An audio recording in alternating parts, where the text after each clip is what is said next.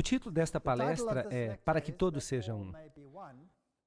Nós já lidamos nas últimas palestras com os aspectos políticos e hoje à noite eu quero começar com os aspectos religiosos. Na terça, nós vamos lidar com a palestra sobre o fogo estranho. Não percam essa palestra, vai ser muito boa. Nas reuniões do Concílio Vaticano II, no Vaticano, o Papa entrou durante a reunião e naquela reunião ficou decidido que as igrejas protestantes, podiam permanecer em suas confissões e obter a salvação, desde que, é claro, elas aceitassem e reconhecessem a supremacia do Bispo de Roma. Agora, depois do Vaticano II, foi Karl Rahner, o jesuíta. É estranho como ele sempre fica aparecendo. Eu sei que eu estou repetindo muito isso, mas é um fato. Foi ele que recebeu a missão de levar esta mensagem ao mundo, para que todos pudessem permanecer em sua confissão, desde que eles reconhecessem a supremacia do Bispo de Roma. Eu já falei sobre isso, mas eu vou entrar em mais detalhes agora. Paul Nitter, que tinha uma posição na Universidade Xavier, em Cincinnati, onde ele é professor de teologia, ele estudou com Karl Rahner e ele escreveu este livro, Por Nenhum Outro Nome, e este livro, Por Nenhum Outro Nome, fala umas coisas muito interessantes. Aqui está um comentário sobre ele. É interessante que eles têm a figura deste homem humanista aqui, e eles falam que o livro é humanismo. O livro diz, diante do dilema do que o crente cristão comprometido deve fazer teologicamente em face do seu encontro pessoal e de seus estudos, que há outras formas religiosas, de levar uma vida humana autêntica e plena, além da vida cristã. Vocês estão percebendo o que eu estou falando? Será que uma pessoa pode ser salva? E aí eles dão uma definição. Isto é, viver uma vida plenamente humana, por outro nome a não ser o nome de Cristo? Bem, vamos recapitular aqui. Ser salvo significa viver uma vida verdadeiramente humana. Será que essa é uma teologia correta? Este é um professor de teologia, e este livro é virtualmente usado em todos os seminários de teologia no mundo inteiro. A resposta de Nitter é que pode se salvar com outro nome. E então ele prossegue para mostrar como esta afirmação pode se encaixar teologicamente com um compromisso cristão efetivo. Esta é uma teologia bastante criativa. Esta é a única sentença com a qual eu concordo. É uma teologia criativa, mas definitivamente não é uma teologia bíblica. Bem, no segundo concílio ecumênico, se a Bíblia não vai ser a norma, nós temos que substituí-la por outra coisa.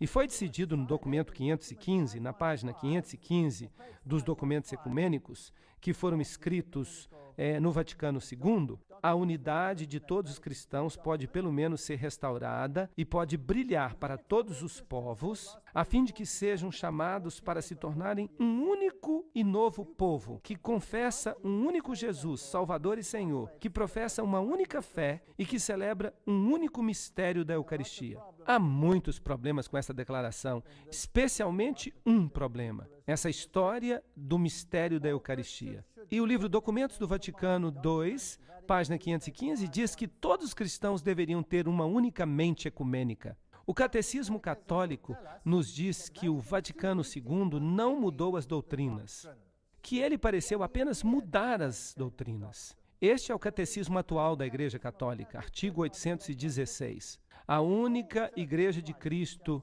a quem o nosso Salvador, depois da sua ressurreição, confiou o cuidado pastoral, ordenando a Pedro e aos outros apóstolos que a fizessem crescer e governar, a igreja constituída e organizada como uma sociedade no mundo presente, subsiste na Igreja Católica.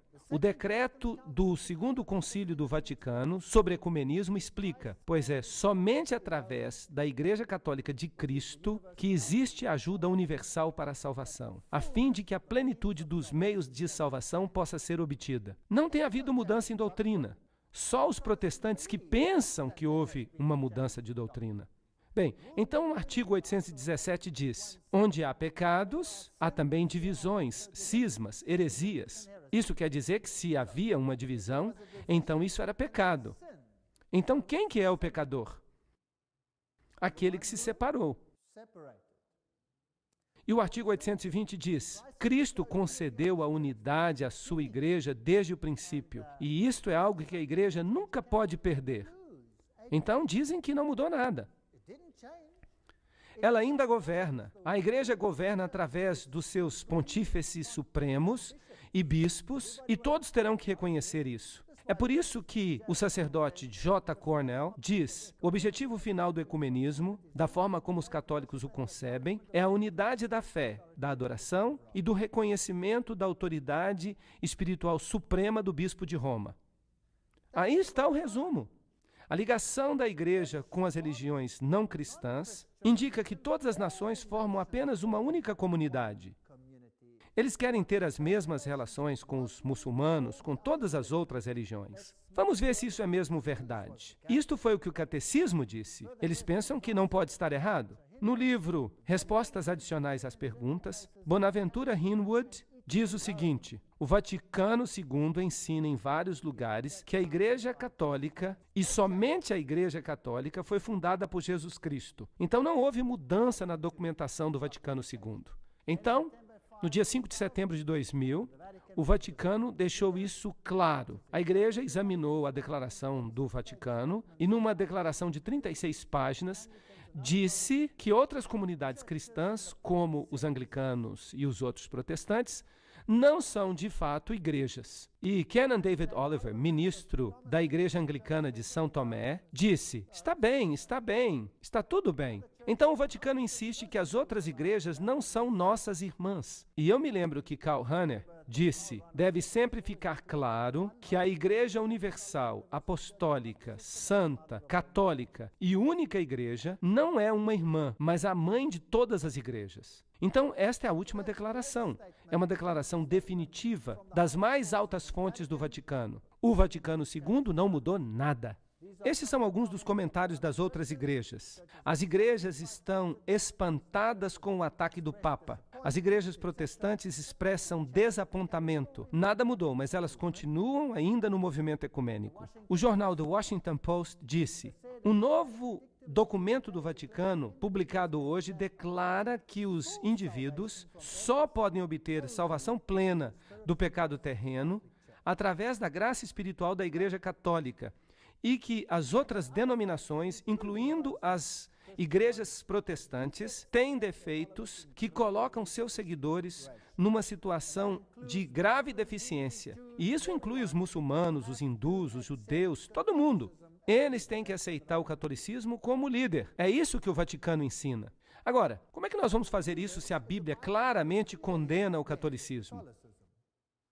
Bem, o Vaticano II e o documento sobre o domingo dizem: qualquer tentativa que busca tornar o domingo um dia genuíno de alegria e descanso deveria ser encorajada. Nós devemos celebrar o mistério pascual. Deve ser o principal dia de guarda. Deve haver liberdade para descansar. Todas as festas são importantes, mas nenhuma é mais importante do que o domingo. Então o documento diz: a manifestação suprema da solenidade desta festa é o culto que acontece no domingo. Então, de novo, o Vaticano II declarou que o domingo era o dia que deve ser guardado. E eles o chamam de Dia do Senhor. E, de novo, no artigo 2174 do Catecismo, eles admitem que nós todos devemos nos reunir no dia do sol, pois ele é o primeiro dia da semana depois do sábado judaico. Não existe essa coisa de sábado judaico. O sábado foi instituído no Éden muito antes de existir judeu. Agora, o domingo, a Páscoa de Cristo, o domingo preenche a verdade espiritual do sábado judaico e anuncia o eterno descanso do homem em Deus. Mas isso que o catecismo está dizendo não passa de uma tradição. Eu não vou falar mais sobre isso. Então, se você não vai ter a Bíblia como base, então é melhor que você dê ao povo outra coisa. Celebrações musicais. Isso está na página 83 dos documentos do Vaticano. As pessoas devem participar do culto com mais disposição. O formato da celebração e o grau da participação deveria variar tanto quanto possível. A liturgia... Agora, eu explico para vocês que liturgia é tudo o que acontece na igreja além do sermão. A liturgia maravilhosamente aumenta o poder dos membros da igreja de pregarem a Cristo. Então eles estão dizendo, vamos colocar mais ênfase na liturgia e menos ênfase em quê? Na pregação. E é por isso que alguns dos seus documentos a chamam de Santa Liturgia, um sinal levantado entre todas as nações. E por isso dizem que os filhos estão espalhados até que sejam ajuntados no mesmo aprisco por um só pastor. Claro que esse pastor é o Papa. Como é que nós vamos fazer isto? Bem, os documentos do Vaticano II dizem o seguinte: em todas as devoções populares, os salmos devem ser especialmente usados. E também obras de música sacra, tanto as mais antigas quanto as mais recentes, entre a música sacra. Também canções de música popular religiosas, música de órgão, outros instrumentos característicos de um determinado povo. A participação na celebração deveria ser interna, mas deve, por outro lado, ser também externa. A participação interna acontece com gestos e atitudes corporais, as aclamações, as respostas, o cântico. Em outras palavras, o Vaticano II está dizendo: vamos fazer o culto ser bem animado, vamos nos balançar, vamos fazer alguma coisa corpórea, vamos balançar os braços. Não é importante se nós temos a Bíblia. De fato, é até difícil segurar a Bíblia se você está balançando os braços de um lado para o outro.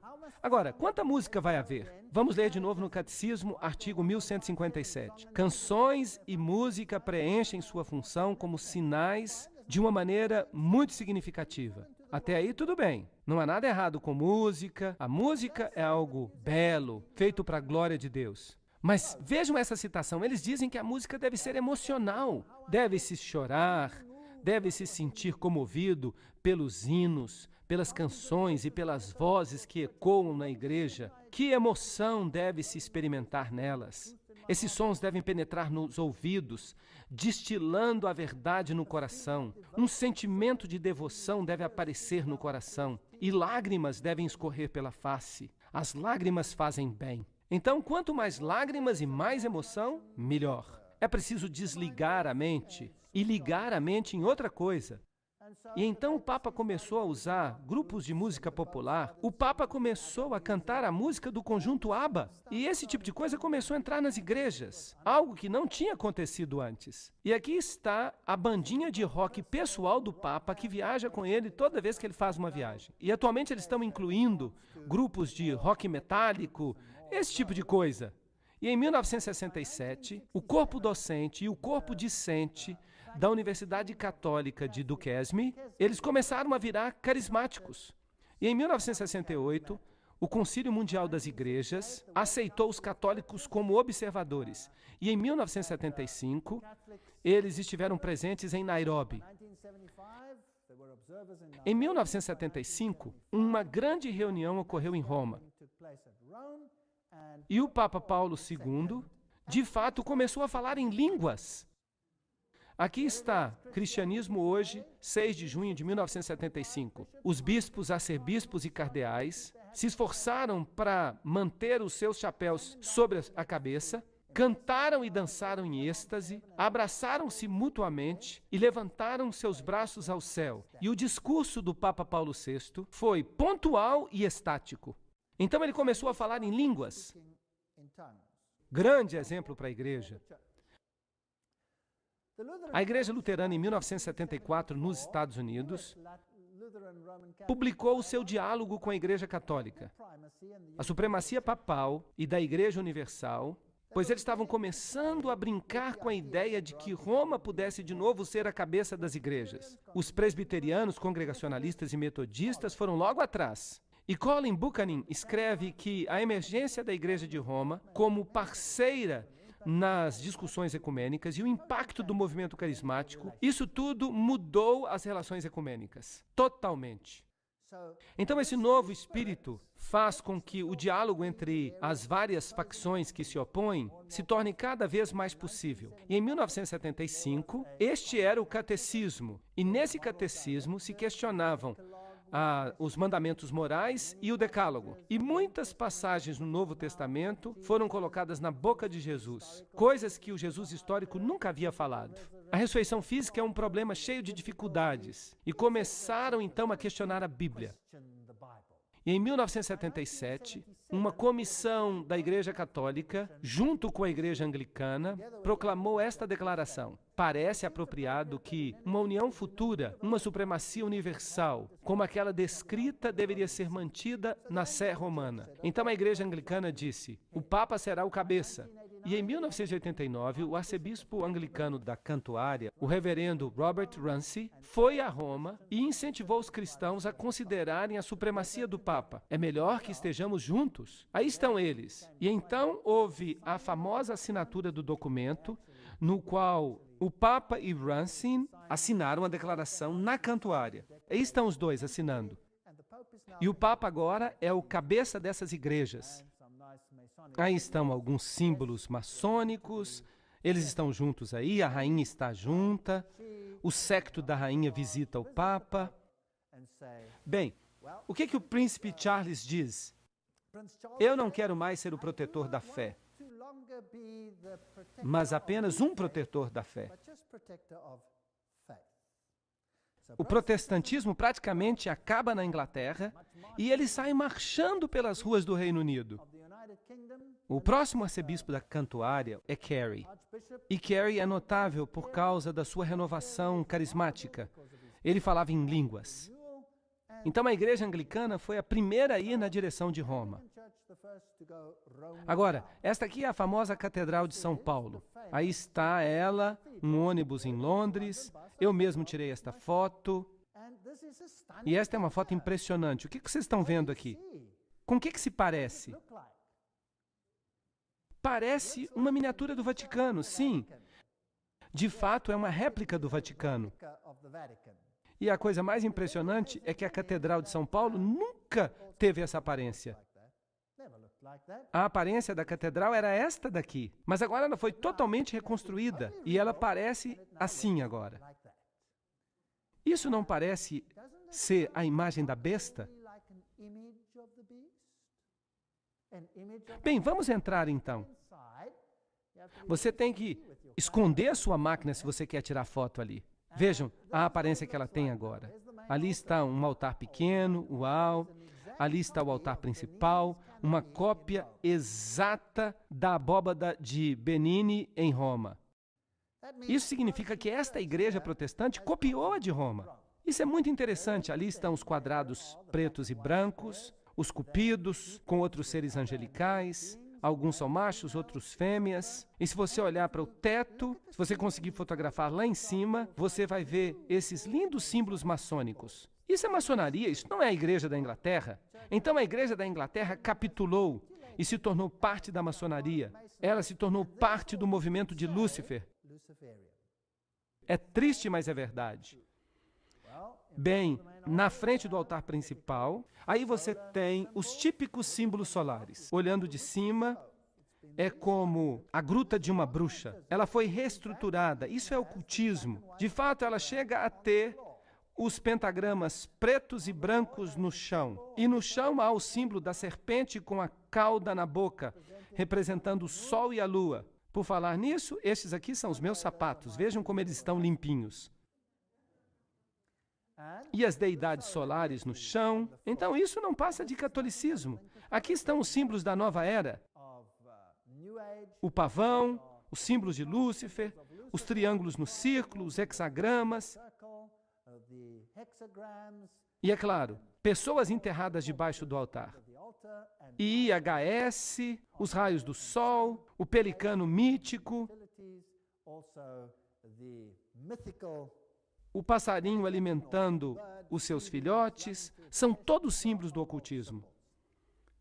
Não admira que o Papa João Paulo II escrevesse no livro Atravessando o Limiar da Esperança, de que por volta do ano 2000, nós precisamos estar mais unidos. Em prol da unidade, todas as igrejas devem aceitar a autoridade papal. O Papa disse isso em 1995. Essa é a condição da unidade. Agora, por que foi que os reformadores se separaram de Roma? Certamente os reformadores tiveram boas razões, razões bíblicas. Apocalipse 13:8 diz: "E todos aqueles que habitam na terra o adorarão. cujos nomes não estão escritos no livro da vida do Cordeiro, morto desde a fundação do mundo. Bem, certamente este verso foi corrompido nas traduções modernas, mas é isso que ele de fato diz. Não terão o seu nome no livro da vida se eles adorarem de acordo com este sistema e o obedecerem. Aqui está a igreja de Berlim, a principal igreja luterana na Alemanha. E ali eles têm pinturas enormes de Maria e velas são acesas para ela. Ali está. É uma volta a Roma. E um jornal alemão publicou a figura de Martinho Lutero apertando a mão com o Papa. Bem, em 1980, o Papa foi até Mainz, na Alemanha, e ele disse: o ecumenismo é uma tarefa urgente. Vejam então que os cristãos estão forjando acordos para uma nova era. As igrejas têm um pacto, e então aconteceu um famoso sínodo na Alemanha, o sínodo luterano, e ali eles passaram por cima de alguns pontos de controvérsia. E eles disseram: o Papa não mais será chamado de anticristo. Bem, então isso é o fim da reforma, é o fim dos luteranos. A revista Time então retomou este assunto e disse: uma separação de 500 anos. Luteranos e católicos chegaram a um acordo a respeito de questões que dividiram o cristianismo ocidental em dois. E em 1999, no dia 1º de novembro, as igrejas superam uma discórdia de 500 anos. E assim os luteranos reconheceram a autoridade do Papa. E agora uma declaração surpreendente. A Alemanha pede que se perdoe Lutero. Perdoar Lutero por quê? Por que ele deveria ser perdoado? E a igreja calvinista disse: nós precisamos ter mais respeito pelas imagens e pelas tradições. Nós não podemos continuar assim. E o líder luterano diz que o Papa poderia se tornar o porta-voz para todos os cristãos. E neste jornal aqui, do dia 6 de julho de 2001, Ismael Nocco, secretário-geral da Sociedade Mundial dos Luteranos, disse que os luteranos podem certamente olhar para o Papa como um dos principais líderes espirituais do mundo hoje. E ele continuou dizendo que o movimento ecumênico requer que os cristãos considerem a possibilidade de que o Papa se torne o porta-voz global para todos os cristãos. Então, os anglicanos capitularam, os luteranos capitularam, os presbiterianos capitularam, os metodistas capitularam, todo mundo capitulou. Na Alemanha agora você tem igrejas como esta aqui, que eu acho muito interessante. Aí está o lado católico e ali está o lado protestante. E eles têm a mesma torre com sino. E no ano 2000, os Cavaleiros de Colombo, que é uma organização controlada pelos jesuítas, eles começaram a enviar imagens da Nossa Senhora de Guadalupe a todas as igrejas do mundo. Aqui está uma da Natividade da Virgem Abençoada. E Dino Mazzotti, um dos principais cavaleiros do Concílio dos Cavaleiros de Colombo, ele diz que é maravilhoso, que ele espera que todos se prostrem diante da imagem. E então veio a declaração conjunta de luteranos e católicos, na qual eles discutiram a doutrina da justificação. Um documento escrito de forma brilhante, que destrói totalmente o princípio protestante. Bem, se se abandona a Bíblia, é melhor então colocar mais animação no culto, para que as pessoas não se preocupem tanto em ler a Bíblia. Os teólogos querem ficar mais animados. Vamos colocar na igreja uma liturgia animada, vamos colocar na igreja muito movimento. Eu não sei para que essas pessoas ficam balançando a mão dentro da igreja. Será que eles estão tentando alcançar o botão do ar-condicionado para desligá-lo? Bem, e na história do cristianismo, na página 621, está escrito que, em anos recentes, muitos líderes de igrejas nacionais, eles deixaram a sua posição cautelosa e passaram a ver que o movimento carismático é a melhor esperança de renovação da igreja no final das décadas deste século. O professor Hollingworth disse exatamente a mesma coisa. Ele disse: católicos e protestantes estão se unindo por causa do movimento carismático, que tem operado milagres. Tem havido uma onda de unidade carismática entre as igrejas. Então, a Igreja Reformada da Holanda diz: o tempo já está mais do que maduro para nós procurarmos as coisas que nos unem e não as coisas que nos separam. Todos esses figurões estão dizendo a mesma coisa. Todos eles são líderes de grandes igrejas. E em 1990, o Concílio Mundial das Igrejas já não era mais o que costumava ser. Originalmente, o Concílio Mundial das Igrejas falava de unidade protestante. Mas é claro que havia uma agenda secreta que apontava para Roma. Por que Roma não é membro do movimento ecumênico? Porque ela nunca se separou. Ela é a mãe. São os filhos que precisam voltar para a mamãe. É isso que precisa acontecer. Se ela se tornasse membro do movimento ecumênico, ela estaria dizendo que ela era uma das irmãs. Mas ela não é irmã, ela é a mãe. Então ela não pode fazer parte. E no Concílio Mundial das Igrejas eles disseram: vem, Santo Espírito, renova toda a criação. Esse foi o tema geral. Agora, a senhora que fez o principal discurso de abertura foi a senhora Chung Kyung. E ela depois, então, queimou a lista das pessoas mortas que ela invocava. Bem, foi ela que fez o discurso. Ela é uma professora universitária e ela subiu ao palco dançando com alguns aborígenes, em roupas primitivas. Então ela invocou os mortos. Ela invocou Agar, Urias, os bebês mortos por Herodes, Joana d'Arc, pessoas mortas nas câmaras de gás, Mahatma Gandhi, Steve Biko, Martin Luther King e, finalmente, ela também invocou o espírito do nosso libertador, Jesus Cristo. E então ela queimou a lista como um símbolo. Agora, vamos dar uma olhada o que está acontecendo aqui de fato. Ao combinar esses fogos de artifício verbais com uma performance de dançarinos aborígenes e coreanos, Chung estava de fato representando uma dramática evocação do Espírito Santo como fêmea. Ela o ligou a Agar, aquela mulher que foi explorada e abandonada por Abraão e Sara, e disse: eu não mais acredito num Deus onipotente, macho, guerreiro, que salva todos os bons e pune todos os maus. Chung invocou os espíritos dos mortos 18 vezes, dizendo que eles haviam sofrido injustiças e que a sua voz clamava, e que se não ouvíssemos os clamores desses espíritos, nós não seríamos capazes de ouvir a voz do Espírito Santo. E ela disse: não fiquem incomodando o Espírito Santo, invocando-a toda hora. E eu espero que a presença dos nossos espíritos ancestrais aqui conosco não incomode vocês. Será que isso é bíblico? Claro que não é. Mas ela é uma pastora da maior igreja protestante na Coreia. E ela agora é uma professora universitária.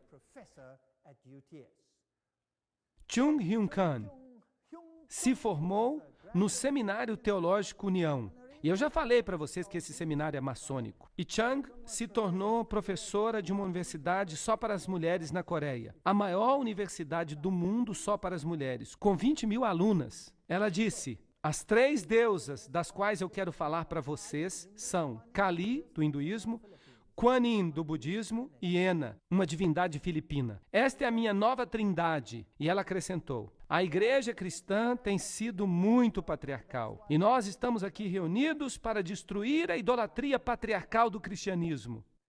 Então, é isso que a principal palestrante do Concílio Mundial de Igrejas falou. Ela explica: eu venho de uma tradição xamanista, budista, confucionista, taoísta e cristã. E quando eu olho a história de nossa religião, nós temos mais de 5.000 anos de xamanismo, mais de 2.000 anos de taoísmo, mais de 2.000 anos de budismo, 700 anos de confucionismo e somente 100 anos de protestantismo na Coreia. Portanto, quando eu vou ao templo e olho a Buda, eu me sinto tão jovem. Buda morreu com 80 anos e Jesus morreu com 33 anos. E é por isso que Jesus era jovem demais para compreender. Uau! Eu acho que o meu intestino é xamanista, meu coração é budista, o hemisfério direito do meu cérebro é confucionista e o hemisfério esquerdo do meu cérebro é cristão. E eu digo que os deuses formam uma família, eles estão juntos. Então vocês estão percebendo aqui a direção na qual o Concílio Mundial de Igrejas está indo? E ela também disse: nós acreditamos que esta energia doadora de vida vem de Deus e está em toda parte. Ela está no sol. E isso, de novo, isso é nojento. Isso é panteísmo. Ela está no chão, ela está nas árvores. E se você se sente cansado, se você se sente sem energia, se você se sentar em silêncio, se você for até uma grande árvore e pedir, dê-me um pouco da sua energia vital, e se você pedir ao sol um pouco dessa energia vital, será que isso é cristianismo? Isso é claro que não é cristianismo. Mas ela também foi a porta-voz do Concílio Mundial de Igrejas em Harare, em Zimbábue, em novembro de 1998, e ali ela realizou uma dança sensual. Ela declarou que testemunhar de Jesus Cristo para outra pessoa é de fato um ato de violência. Bem, então vamos ao cerne da questão. Testemunhar sobre Jesus Cristo é um ato de violência? Por quê? Porque você está fazendo o quê? Porque você está indo contra os direitos humanos do outro indivíduo, que pode ser, quem sabe, um budista, um hindu. Ele tem direito de ser o que é, e se você disser a ele qualquer outra coisa, que ele tem que acreditar em Jesus Cristo, então você está cometendo um ato de violência? Em outras palavras, então o que eu estou fazendo agora é um ato de violência? Tá bom, muito obrigado. E quando disseram para ela o que Jesus falou em João 14:6, a resposta dela foi que Jesus se equivocou. E é por isso que o Concílio Mundial de Igrejas usa demônios de todos os tipos. E nós temos oikumene. O que oikumene significa? Aqui está um exemplo de oikumene. Vamos perguntar para a webpage do Concílio Mundial de Igrejas o que oikumene significa de fato. A palavra ecumênico é derivada do termo grego oikumene, que pode ser traduzida como todo mundo habitado. E é quando nós percebemos que o mundo inteiro pertence a Deus, que nós percebemos que nós somos um. Todas as pessoas do mundo foram feitas à imagem de Deus, de modo que somos chamados a proteger o bem-estar de todos. Agora, vocês se lembram o que eu disse para vocês sobre o que havia falado Gary Carr sobre a antiga religião babilônica, através do cabalismo, através da maçonaria, que controla o marxismo, as sociedades secretas políticas dos Estados Unidos, o sistema bancário mundial e o Concílio Mundial de Igrejas? Vocês acham que ele estava certo? Eles estão ensinando, Jesus está errado. Ele era jovem demais para entender. Nós temos que adorar a natureza e todas essas coisas. Isso não é bíblico. E Alice A. Bailey, a fundadora da fé em Lúcifer, em 1919, predisse que surgiria uma igreja mundial e que o esboço definitivo dessa igreja apareceria no final do século. Não haverá nenhuma separação na Igreja Universal. A loja sagrada de todo verdadeiro maçom, percebem como tudo está junto? E os círculos internos das sociedades esotéricas.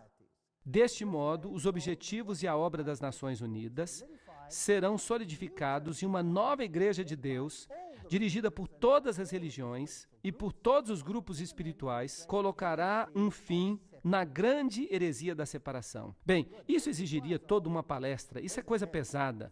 E eu vou falar numa das palestras que ainda vão vir sobre as Nações Unidas e sobre o ocultismo. Este é um assunto pesado. E ela está aqui dizendo que as igrejas, as lojas maçônicas, as sociedades esotéricas, no final do século, trabalhariam juntas para fazer uma nova igreja mundial. Agora, como cristão, eu creio que Jesus é o único caminho. Será que eu posso me unir a essa sociedade? Sim ou não? Parece que vocês estão tão convencidos. Isso é muito estranho. Norman Vincent Peale. Agora, quem é Norman Vincent Peale? Provavelmente um dos maiores pregadores de nosso tempo, mas ele também era maçom de grau 33. Porque a maçonaria sempre aceita de braços abertos homens de todas as denominações, de todas as crenças religiosas. A única exigência é que os bons homens creiam no arquiteto supremo e na imortalidade da alma. É claro que nada disso é bíblico.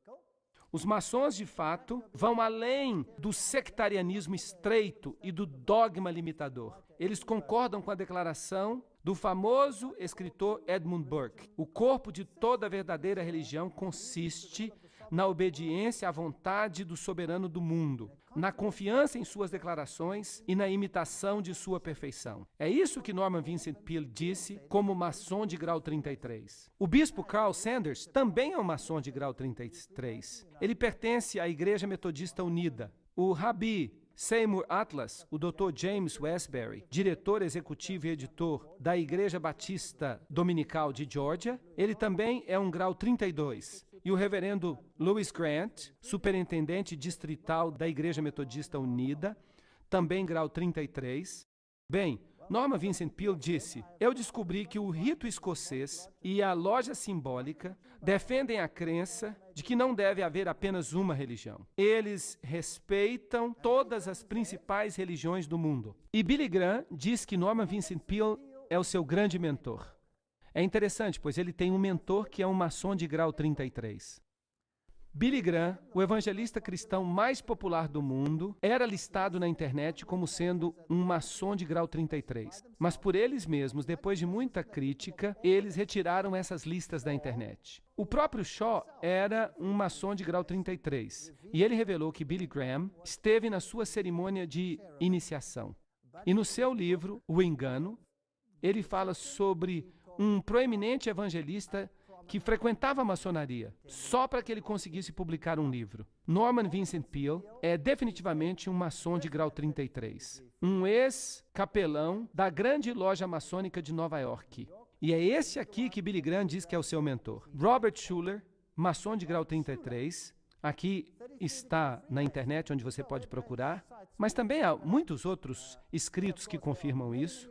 Eu não estou usando apenas uma única fonte. Eu estou citando de várias fontes: Oral Roberts, Jesse Jackson, a maioria dos fundadores dos Mormons, os Testemunhos de Jeová, todos eles. Mas vamos dar uma olhada em Norman Vincent Peale. Ele apoiava as mensagens que são chamadas de as Cartas de Jesus, escritas por Jane Pauseri e Anna Brown. Ele apoiava essas cartas escritas através de médiums. Estas cartas maravilhosas e santas foram escritas diariamente num período de 2 anos, que começou certa manhã em 1978. As cartas foram ditadas por um espírito não vivo, que se identificou como Jesus Cristo. Aqui está a referência bibliográfica. E Peale acrescenta: não importa se esses escritos vieram de Jesus de Nazaré ou do Jesus de Jane. Eles todos vieram da mesma consciência, e essa consciência é Deus. Eu faço parte de Deus, e Jane e Anna fazem parte do mesmo Deus. Bem, é isso que ensinava Norman Vincent Peale, e este é o mentor de Billy Graham. E falando do ocultista Kreskin, Norman Vincent Peale diz que tudo o que ele está fazendo é dramatizar o que eu tenho pregado e escrito por anos. E outro livro chamado Os Mortos Estão Vivos e Podem Se Comunicar com Você, esse outro livro também foi promovido por Peale. Ele o chamou de uma obra-prima. Eu espero que ele seja lido amplamente. Ok, e esse é o mentor de Billy Graham. Continuem se lembrando disso. E o autor deste livro é Harold Sherman, um médium e espírita que escreveu um livro para acompanhar esse outro livro, chamado Vida Após a Morte. Isso aqui é linguagem da serpente, linguagem demoníaca, ou é linguagem divina?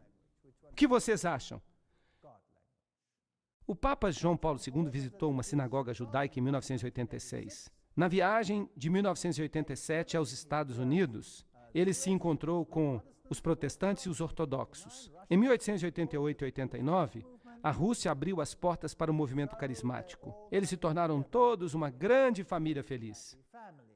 E um jornal católico chamado Cruzeiro do Sul diz: o principal rabi de Israel fez uma visita ao Papa. E o patriarca da Igreja Ortodoxa e o Papa também se encontraram, e nesse encontro havia muitos símbolos maçônicos. E Israel convidou o Papa para visitar a Terra Santa. E o Papa fez uma visita à viúva de Schindler. Este aqui é o Rabi Robert Jacobs. Vamos ouvir o que ele tem a dizer nesta edição aqui.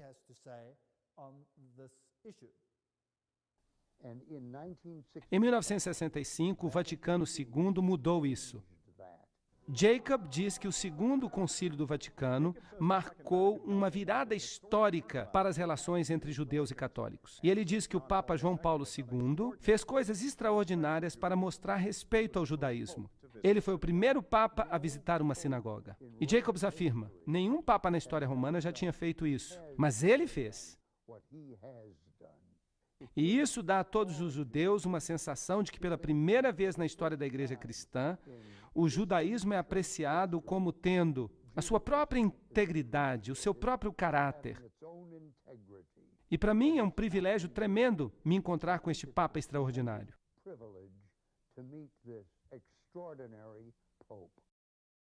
E então, quando o Papa visitou St. Louis, vejam o que ele disse, Jacob falando.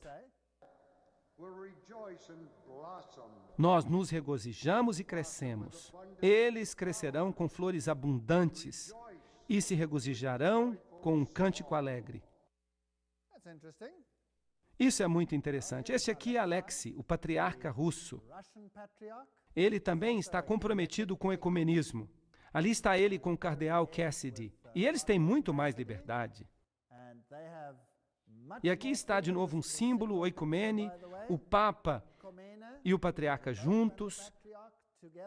E nós temos um reavivamento da ortodoxia oriental. O ocultismo também tem um reavivamento. As religiões da Ásia estão sendo reavivadas, o islamismo, o budismo, o hinduísmo, o shintoísmo, Soka Gakkai e o espiritismo. No mundo está havendo um reavivamento religioso. O fervor religioso e o conflito religioso crescem. Vocês já notaram isso?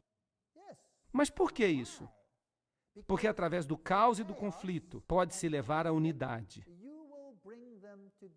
Torne a dor da separação maior do que a dor da união. Tese, antítese, síntese. Essa é a filosofia hegeliana. Grandes expectativas, diz o patriarca de Constantinopla. Nós uniremos as igrejas. Então, na abertura do Centro Cultural Islâmico em Roma, os bispos católicos compareceram e o Papa João Paulo II os cumprimentou. Islamismo e catolicismo. E nós vamos falar sobre isso numa próxima palestra que eu vou dar. O problema é como fazer com que judaísmo, islamismo, cristianismo fiquem juntos. Estes são documentos da Academia Católica de Trier.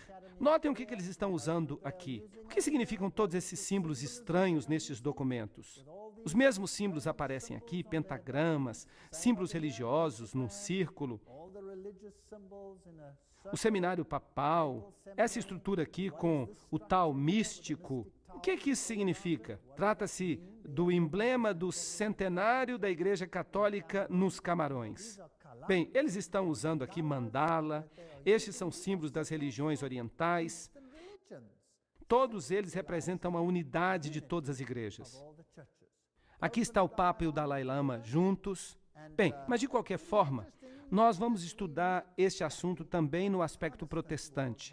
Este vai ser o próximo tema. Nós faremos isso numa próxima sessão.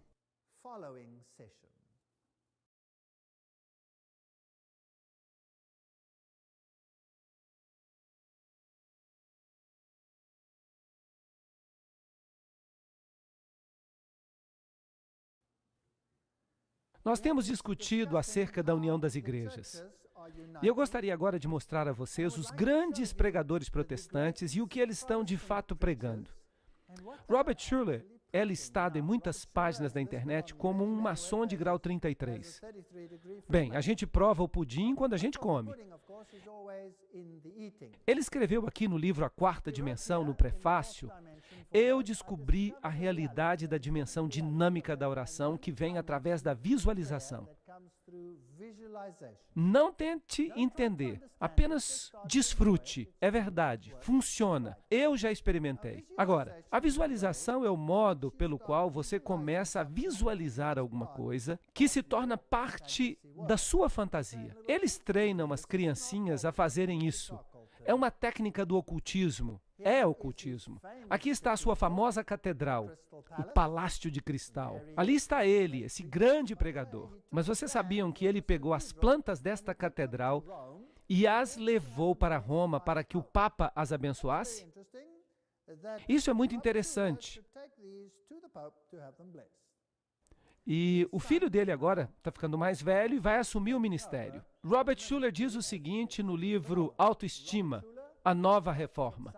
Ele escreve, A teologia clássica errou em sua insistência de que a teologia seja centrada em Deus e não centrada no homem. Página 64.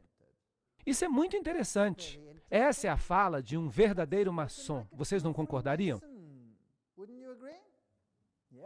Sim, na página 153 ele escreve: um papel clássico do púlpito no protestantismo tem sido pregar sermões.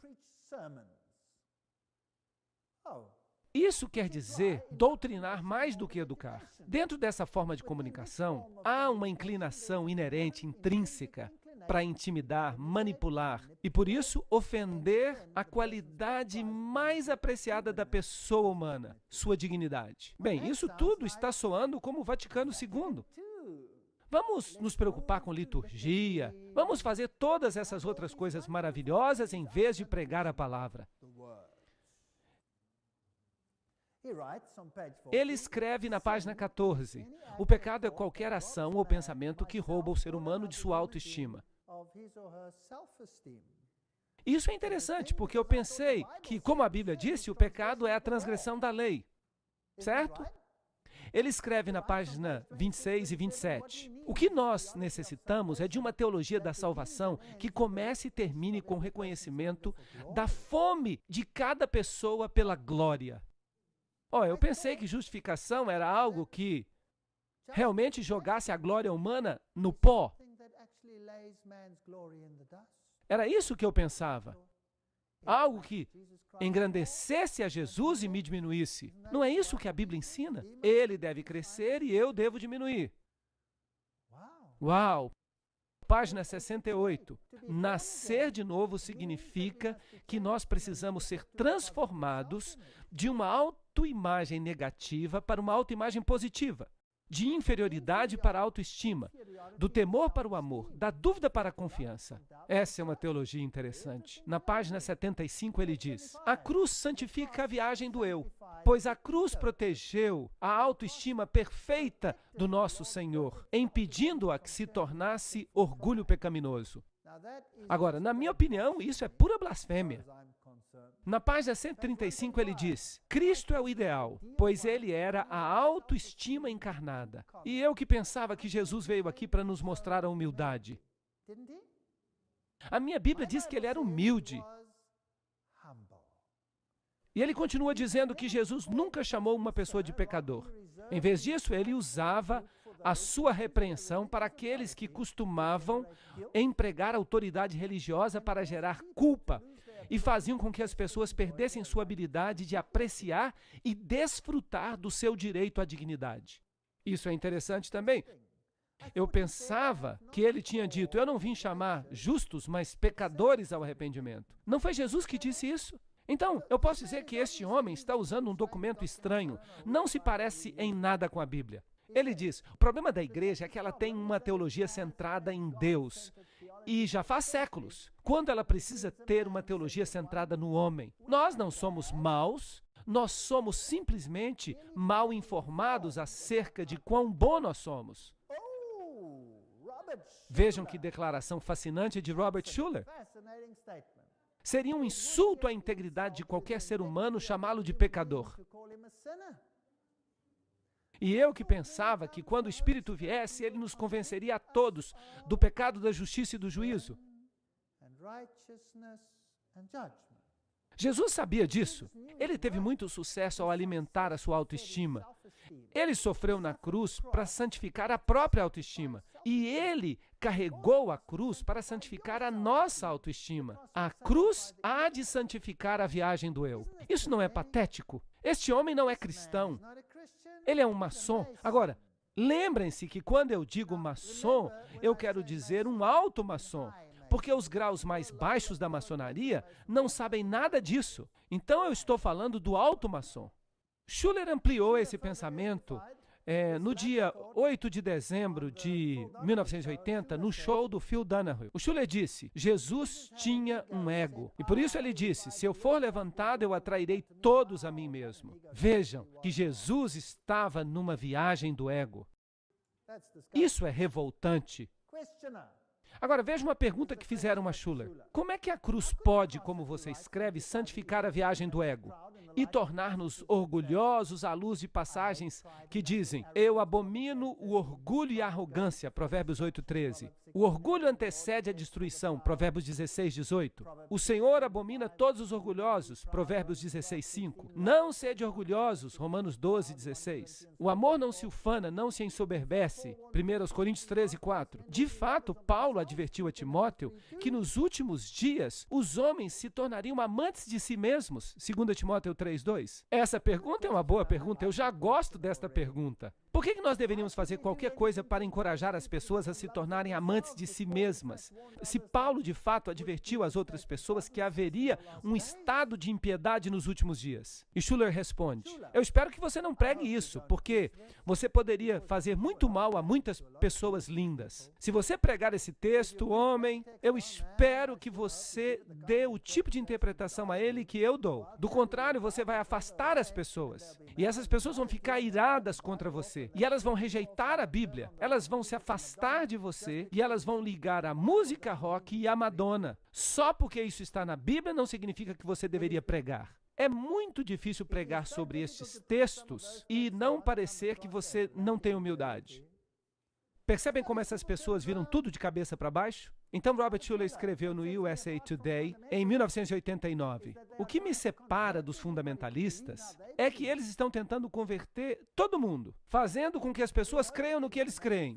E nós sabemos que há algumas coisas em que todas as religiões concordam. E nós enfatizamos estas coisas sem ofender aqueles que têm pontos de vista diferentes. Esta é uma citação do USA Today. Schuller disse: quando nós sabemos que já fomos redimidos, nós reconhecemos que nós fazemos parte da família de Deus. E nós, então, ficamos prontos para sonhar esse grande sonho divino de construir o reino de Deus no mundo.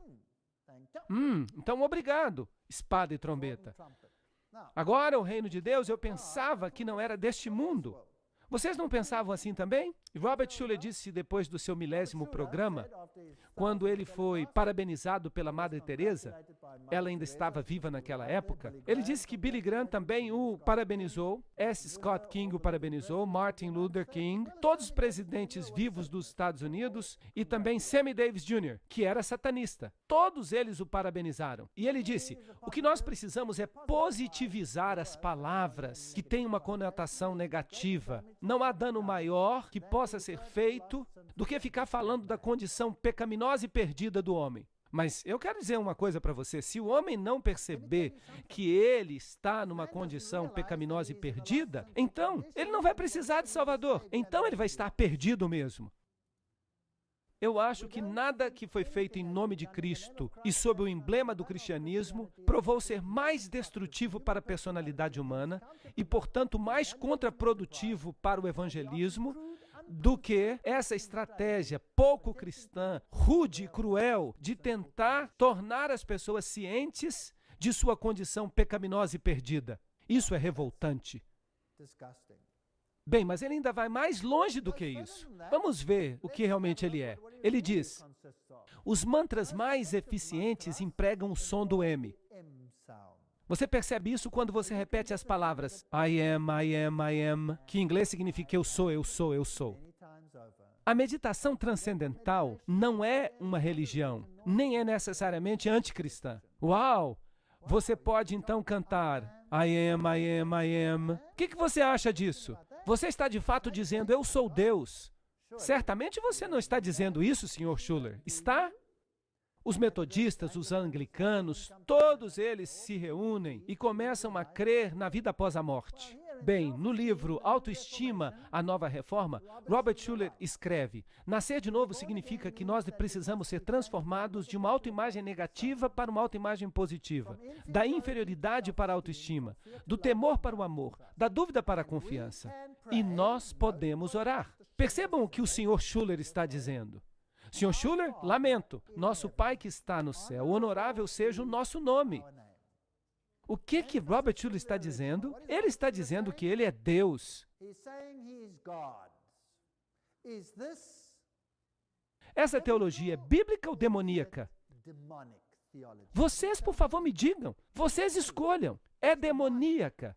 E quem é que aprova essa teologia? Quem gosta dessa teologia?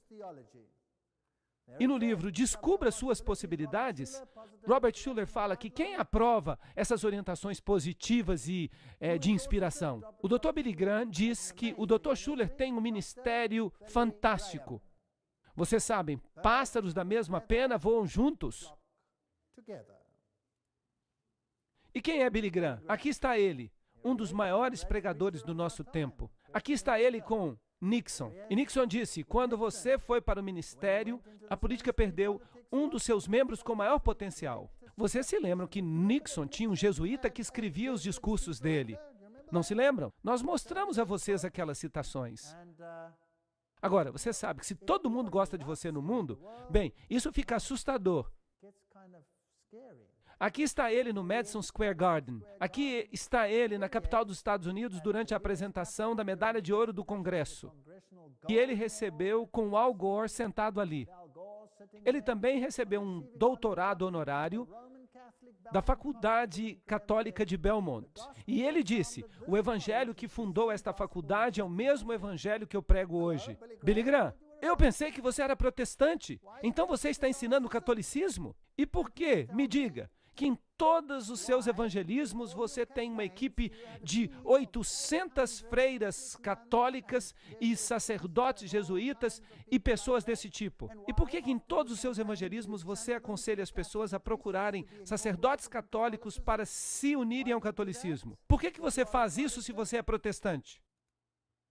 O Jornal de Serviços Religiosos relatou em 13 de janeiro de 1981, o Papa João Paulo II ficou trancado por quase 2 horas com o reverendo Billy Graham, o evangelista protestante mais famoso do mundo. Vejam esse jornal, ali está ele, os dois estão juntos. Ele disse, o Papa é quase um evangelista. E aqui está ele vestido de preto, e o Papa vestido de branco. Estão conversando. As pessoas dizem que foi por causa da intervenção de Billy Graham que o antigo presidente Ronald Reagan colocou o embaixador americano no Vaticano, contra a Constituição dos Estados Unidos. Ele tem sido considerado o agente de ligação entre a Casa Branca e Roma. E Billy Graham escreveu, estas são as suas palavras. Reagan foi o primeiro presidente americano a nomear um embaixador de tempo integral para o Vaticano. Antes que ele o nomeasse, ele pediu a minha opinião. Eu disse a ele que provavelmente seria uma boa coisa. A despeito de muitos problemas em potencial com respeito à separação da igreja e do Estado, e eu escrevi a ele uma carta confidencial em que eu dei as minhas razões. Entre outras coisas, eu disse a ele que eu não achava que isso necessariamente violasse a separação de igreja e Estado. Seja por que motivo for, o Sr. Reagan continuou com o plano. Mais tarde, a minha carta vazou para a imprensa, e isso fez com que os meus amigos batistas ficassem muito tristes. Claro que isso causaria uma consternação, porque os seus amigos batistas não sabiam de fato quem ele era, porque isso está muito bem escondido no mundo. Se você quer saber mais sobre ele, leia o livro Billy Graham e seus amigos. A revista Possibilidade de Robert Schuller, de 1986, tinha uma foto do Templeton na capa. E o artigo principal sobre Templeton disse que nada existe exceto Deus. Isso é panteísmo. E que o Espírito de Cristo habita em todo ser humano, quer essa pessoa saiba ou não. Isso é universalismo. Templeton. Agora, quem recebeu o prêmio Templeton? Claro, Billy Graham. E Billy Graham disse a Schuller durante uma entrevista, quer venham do mundo muçulmano, ou do mundo budista, ou do mundo cristão, eles são membros do corpo de Cristo, porque eles foram chamados por Deus. Sim, você pode ser um membro do corpo de Cristo em qualquer religião, se sem saber você fizer o que a lei exige. Porque a sua consciência dita isso. E Deus passa por alto a ignorância daqueles que não conhecem. Então Deus passa por alto a ignorância. Mas se você conhece a lei e você não a pratica, então você morrerá. E se você não sabe a lei e ainda quebranta a lei, você também morrerá. A morte eterna. Então vocês percebem que católicos e evangélicos às vezes se unem. E o Papa João Paulo II foi descrito como o superstar do mundo. O Papa merece o título de primeiro cidadão do mundo. Revista Newsweek, de 15 de outubro de 79. Depois de 11 de setembro, o ecumenismo recebeu um grande incentivo. Todas as religiões declararam que se aproximariam. Muçulmanos, protestantes, católicos, estavam todos orando juntos. No livro prevista a morte do protestantismo, em 1997, a Igreja Episcopal, com esse bispo aqui, disse o seguinte através do bispo Adler.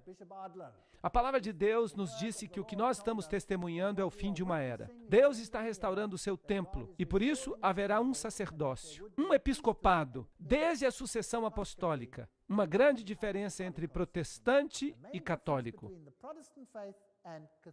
Agora, isto é o que diz esta igreja, que é basicamente a representante da igreja da Inglaterra nos Estados Unidos. Mas o bispo Adler disse que, depois do sermão, ele se levantou para pregar uma palavra de profecia. Então ele caiu no chão e chorou por 45 minutos. Então ele disse, nós todos percebemos o que Deus está nos dizendo. Nós estamos testemunhando o fim do protestantismo. A igreja de Deus é católica, ele declarou. Era católica no início e será católica no fim. Vocês percebem como todo mundo está falando de unidade? As igrejas concordam que o Papa tem a principal autoridade. Isso não é interessante? O Papa escreveu isso e disse no livro Atravessando o Limiar da Esperança que por volta do ano 2000 nós todos precisaremos estar unidos. E em junho de 99 escreveram: o Papa é a principal autoridade do mundo cristão, em todo o mundo cristão.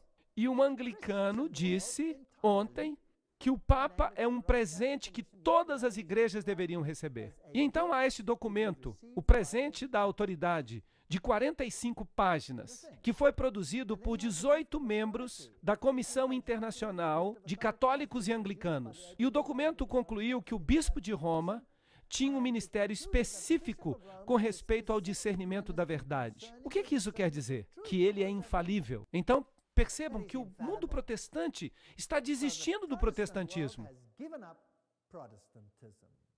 As igrejas deveriam ter sessões mediúnicas. Quem disse isso? Essa é uma declaração da igreja anglicana. Estão prontos para o espiritismo na igreja. As igrejas estão realmente caindo. Não há mais palavras proféticas. Estas são falsas palavras proféticas. Estes são falsos profetas. Estão pregando uma mentira. E na próxima palestra, eu vou mostrar claramente o que está acontecendo. Não perca uma próxima palestra, Fogo Estranho. Nós vamos ver alguns vídeos que vão deixar vocês de boca aberta. Aqui então está um sacerdote anglicano dizendo que nós, de fato, podemos conversar com os mortos. Talvez nós possamos conversar com os ateus que morreram e estão do outro lado, dizendo que você não tem mais que ser ateu. Foi um bispo anglicano que disse isso, que nós podemos conversar com os mortos, que nós podemos evangelizar os ateus que morreram e estão do outro lado, convencê-los de que eles podem se converter, de que eles não têm mais que ser ateus. Essa teologia não é verdadeira. No livro A Controvérsia Católica Romana, o escritor James White diz: será que hoje nós estamos todos nos unindo? Há muitas razões para que nós fiquemos separados. Esse autor entendeu os problemas. O Concílio de Trento disse: para refrear os espíritos soltos, decreta-se que ninguém que dependa do seu próprio julgamento em questões de fé e de moral, com respeito à edificação da doutrina cristã, distorcendo as escrituras sagradas de acordo com as suas próprias concepções, presuma interpretá-las de modo contrário ao sentido que a Santa Madre Igreja, a quem ela pertence, julga ser o sentido verdadeiro e a correta interpretação. Então, somente a igreja pode dizer em que você deve crer. Você é goim, você é estúpido demais para entendê-lo por si próprio. E isso é interessante. Será que o papado mudou em alguma coisa? Não, trata-se de um refinamento da maldade. O Papa continua dizendo que Roma acredita em todas as doutrinas que ela sempre defendeu. Será então que eu posso fazer parte do movimento ecumênico? Sim ou não? Claro que não, porque eu não posso aceitá-lo como meu líder espiritual. Eu tenho somente um líder e o seu nome é Jesus Cristo. Ele é o único líder que eu tenho. Eu só tenho uma crença e ela se baseia na Bíblia apenas. Essa é a minha única crença, porque do contrário, eu não tenho parâmetros. Na publicação Guardião da Porta Estreita e Apertada, temos o cardeal alemão Joseph Ratzinger. líder da Congregação para a Doutrina e Fé. É ele que garante que todas as doutrinas católicas permanecem. E os protestantes nem percebem isso, porque eles são muito sorrateiros. Aqui está o cardeal Kung. Tudo o que Hans Küng e essas pessoas querem fazer é o ecumenismo. Então eles fazem muito barulho protestante. Os jesuítas diziam que se você quer ganhar alguém, faça muito barulho, certo? Mas não acreditem nem um pouquinho neles. Em 1986, nós tivemos o Concílio de Assis e todas as religiões do mundo estiveram presentes. Isso incluiu o islamismo, o hinduísmo, todas essas religiões. Todos vieram até Assis. Ali está o Papa, os patriarcas, o Dalai Lama, hinduísmo, budismo. Todo mundo estava presente. Onde? Em Assis. Sabem o que é interessante? Depois do Concílio de Assis, houve um terremoto e uma catedral caiu. É como se Deus estivesse mandando um sinal. Mas sabem o que eles fizeram? Eles instantaneamente reconstruíram essa catedral à sua glória anterior. Instantaneamente, imediatamente. E hoje ela representa um emblema de Assis. Este é o encontro de Assis em 1986. O primeiro esforço para que o Papa fosse aceito como autoridade última. Então, em 1999, aconteceu o seguinte. O artigo As Nações Unidas da Fé Movem Montanhas apareceu num jornal belga chamado Le Soir. Um ensaio geral está acontecendo nos níveis mais elevados em um fórum onde o Ser Supremo, o grande arquiteto, esta é uma linguagem maçônica, o guardador do universo, se ele existe mesmo, vejam como eles são ofensivos, vai reconhecer aqueles que lhe pertencem. Em um momento em que as Nações Unidas estão prestes a celebrar o seu encontro do milênio, com a presença de todos os chefes de Estado do mundo todo, todos os líderes religiosos do mundo estão reunidos em Nova York. Quantos líderes religiosos do mundo? Todos, para discutirem o tema importantíssimo da paz e tolerância mundial. E o objetivo mais distante, criar uma espécie de Nações Unidas da Fé. Uau! Eu vou fazer uma palestra inteira sobre isto. É uma coisa fascinante. Nessa organização, os representantes da fé e das filosofias poderão se reunir para discutir o futuro juntos. Eles então vão guardar as armas terríveis da excomunhão e da exclusão e vão colocá-las todas no armário. Estão dizendo, vamos abandonar a separação, vamos nos reunir. E essa nobre iniciativa ecumênica foi apoiada por quem? Por Ted Turner, um maçom de grau 33 que odeia o cristianismo. Ele é o fundador disso. E ele também é o vice-presidente da Time Warner, fundador da CNN.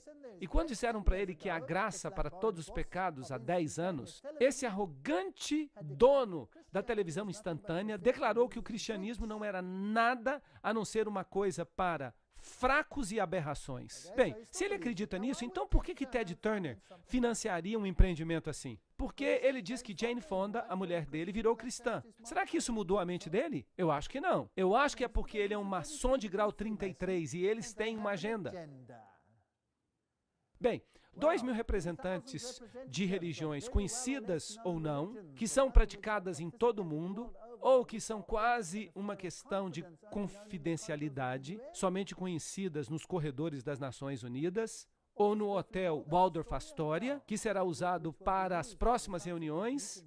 O Papa enviou o cardeal africano Francis Arzain, presidente do Conselho para o Diálogo entre Fé.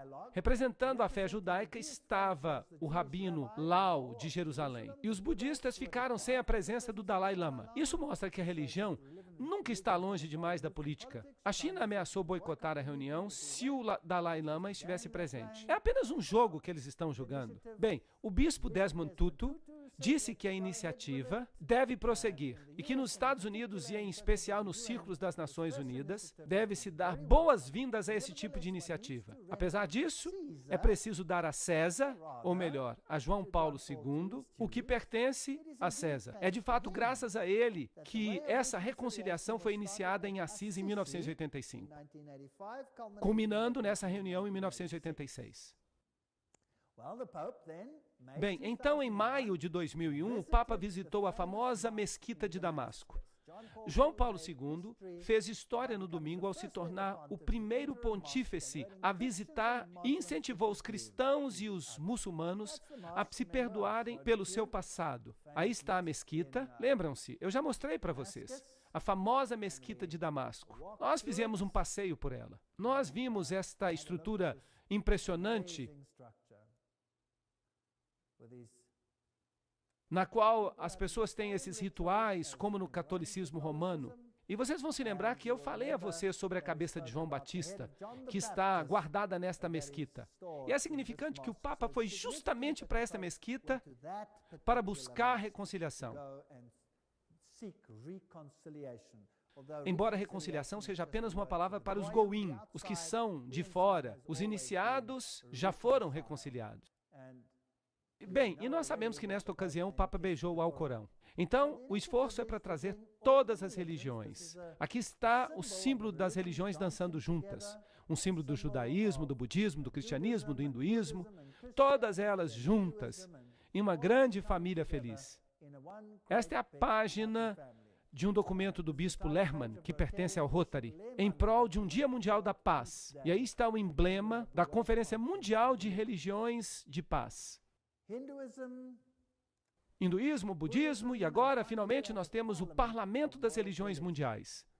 Agora, esse Parlamento das Religiões Mundiais é o resultado da reunião de Assis. E este aqui foi o seu Dia da África. Eles têm o símbolo do sol no meio e há tudo quanto é tipo interessante de símbolos. Então, na reunião Interfé de 1999, a Associated Press disse que o Dalai Lama esteve presente, sentado bem do seu lado direito, outubro de 1999. Então, houve outra reunião em Roma. O Papa presidiu um concílio especial de 2.000 líderes religiosos de religiões diferentes, seitas e cultos diferentes.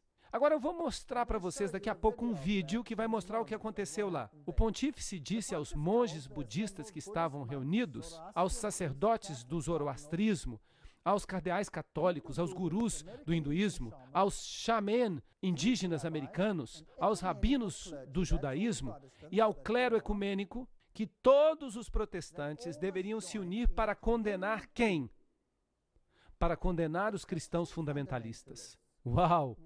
Eu pensei que o problema fosse outro, mas obviamente ele tem informação privilegiada. Eles sabem, de fato, qual que é o problema. Para eles, o problema são os fundamentalistas cristãos. Por quê? Porque eles cometeram o crime derradeiro de falarem às pessoas sobre quem? Sobre Jesus. Vocês não acham que isso é a matança de Jesus Cristo? Eu acho que é. São os fundamentalistas cristãos que têm uma linguagem abusiva e que se esforçam para converter os outros, incitando o ódio e a violência. Vocês se lembram do que disse a senhora Kyung? Ela disse a mesma coisa no Concílio Mundial das Igrejas. Então nós queremos unidade, mas por favor, que esta unidade seja um Cristo universal. Eles estão deixando Jesus Cristo de fora. Trata-se de um ataque contra Jesus Cristo. E todos eles concordaram em 2 pontos-chave. Primeiro, que o Papa João Paulo II seja considerado, em consenso, como líder espiritual do nosso planeta e seu supervisor. Isso é interessante. E, em segundo lugar, que os fundamentalistas religiosos que se recusam a seguir o movimento ecumênico global, e isso me incluiria, por exemplo, devem ser silenciados. Então, nós não sabemos ainda por quanto tempo vamos conseguir ouvir esta mensagem, porque, segundo eles, estas pessoas devem ser denunciadas como extremistas perigosos e cheios de ódio. Então, porque nós temos leis de ódio, nós não devemos pregar esta mensagem. Nós não devemos pregar que Jesus Cristo é o Senhor, porque senão você vai ser um extremista perigoso cheio de ódio. E é por isso que eu estou pregando, porque é melhor pregar agora enquanto eu posso. E é por isso que eu estou aqui para dizer a vocês todas estas coisas. A matança que está acontecendo não é contra mim, é contra o nosso Senhor. E Ele predisse que isto ia acontecer.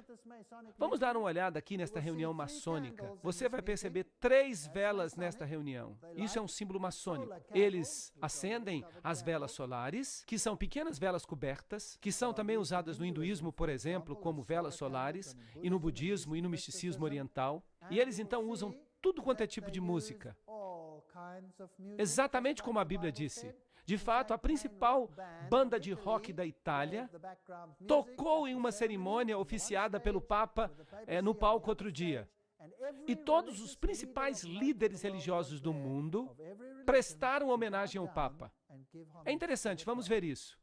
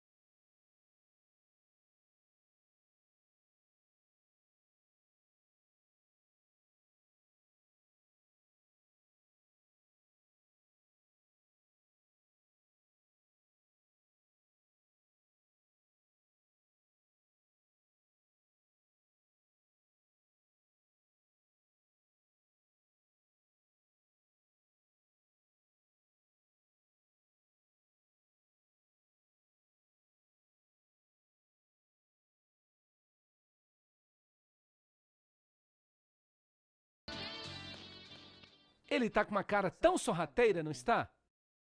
Bem, aí estão todos eles. Islã, hinduísmo, budismo, shintoísmo, tudo. Protestantismo, todos eles prestando homenagem ao Papa. Agora, a Bíblia não diz que todos se maravilhariam pela besta? E que ela não perderia os seus filhos? A Bíblia não disse isso? O judaísmo estava lá, todas as religiões estavam lá. Agora, isso significa que nós estamos muito, muito, muito perto do fim do tempo. Agora, esta é uma foto interessante que foi publicada uma vez pelo jornal alemão Der Spiegel. Você tem aqui uma estátua de César mostrando o dedo. Isso é um gesto maçônico.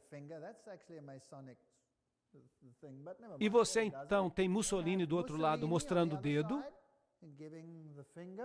E então eles têm Roma aqui. O Papa, a Igreja e o pecado. Eles colocaram o Papa vestido com a sua roupa especial de adoração ao sol. E então eles têm a prostituta.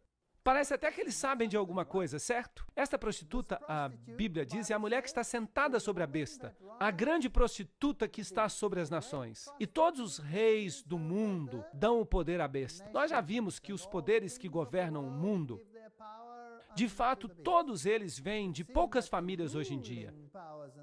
E são famílias que praticam o auto-ocultismo. E a mulher que tu viste é a grande cidade que reina sobre os reinos da terra. Apocalipse 17, 18. E eu ouvi outra voz no céu dizendo: saí dela, povo meu, para que não sejais participantes dos seus pecados, e para que não tenhais parte com as suas pragas. Apocalipse 18, 4. O que vocês acham que eles planejaram para aqueles que têm um espírito de separação? O que vocês acham que eles planejaram para aqueles que dizem, como a Bíblia diz, saí dela, para que não tenhais parte com suas pragas, para que não tenhais parte nos seus pecados? Qual vocês acham que vai ser a conclusão para isso? Eu acho que esta é uma questão muito, muito, muito séria. E nós vamos ter palestras sobre isso quando nós chegarmos lá. Nós vamos ver quais são os seus planos finais. Vamos ver o que eles estão esboçando. Isso vai ser interessante, vocês não acham? Vamos deixar que eles falem por si próprios. Mas enquanto isso, quanto a mim e a minha casa, eu não posso me ligar a este movimento ecumênico. Eu quero soerguer a Jesus Cristo hoje à noite como o único Salvador deste mundo e seguir o modo bíblico. E se fizermos isso, ninguém se perderá. Esta é a promessa dele. Por que não confiar nele hoje? Amém.